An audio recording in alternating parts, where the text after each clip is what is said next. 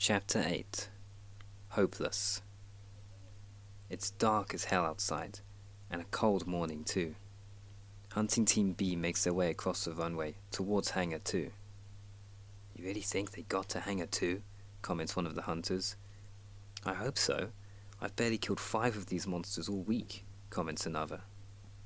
"We're here," Peter says, calling everyone's attention over to him. The hangar doors are closed, but they would open automatically once they put the code in. Peter sends one of his hunters to punch the code into the keypad to trigger the hangar bay doors to open. "Remember, squad, the zombies are changing their tactics. They're going to lay traps for us, set up ambushes, so stay sharp. Watch each other's backs. We need to work as a team to survive. We'll kill more that way." The doors begin dragging open, making an unpleasant sound as the large metal doors slide open. They slowly reveal more and more people, lying on the ground in Hangar Bay 2. At first, it looks like they are sleeping, like nothing unusual is going on. But Peter spots a few things out of the ordinary. Broken tent poles, blood on some of the sleeping bags. The doors are almost fully open now. Hunting Team B is stiff, staring into the hangar, trying to make sense of what they see. Suddenly, one of the residents pops up from their sleeping bag and glares at the hunting team. Peter can't make out its eyes from here. Is he alive?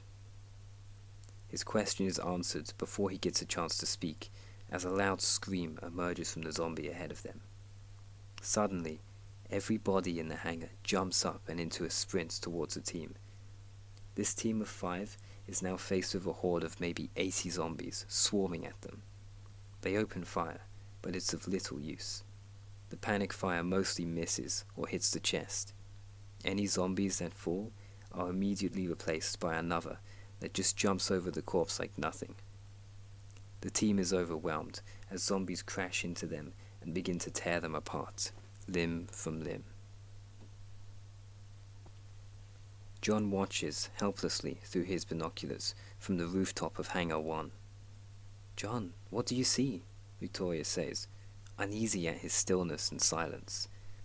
John looks shocked and speechless. He hands the binoculars to Victoria.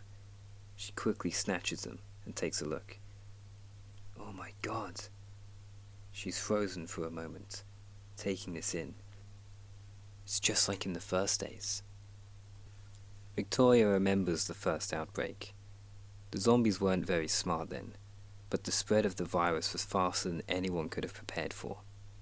The zombies overran everything with sheer numbers. Their hordes quickly sent the world into chaos and anarchy. They seemed unstoppable back then. Now they face the same thing, except now they have both brains and numbers. "What are we going to do?" Vic turns to John, seeking guidance. He's sitting on the floor, his head in his hands.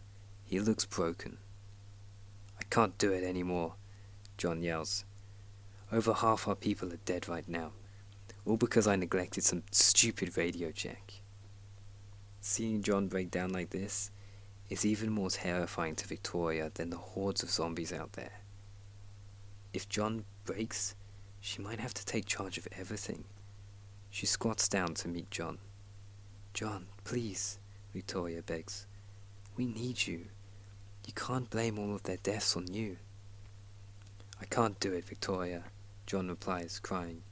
"I won't make one more decision that would get somebody killed. I'd rather just die here. At least that way, no one else can die because of me. I'm done." After seeing John break down, Victoria summons all of her courage to do what she fears the most. "It's okay, John." She takes a deep breath. "I'll take charge." John looks up at her, almost as surprised as she is at what she just said, but she is not nearly as pleased about it as he is. "You don't have to make any more decisions, John. You can just follow my lead. I'll get us out." John bursts into laughter, with tears still down his face. He feels like the weight of the entire world has just been lifted off his shoulders. "Okay, boss," He smiles at Jessica, enjoying the freedom of not being the one responsible for the consequences anymore. You're in charge. So, what do we do now? Vic looks through the binoculars again at Hangar 2. Hunting Team B is dead. Their status, currently being devoured by the inhabitants there. She can see a horde of zombies in full sprint running across the runway towards Hangar 1. The scavengers aren't as good fighters as the hunters, and now that the zombies have both numbers and tactics, there is little hope that they'll find a way to stop them. Vic looks towards the lake. The sun is starting to rise. She can see a pretty orange glow reflecting off the water. The boat, she says to herself. She turns back to John. John, we're getting out. We're going to take the boat.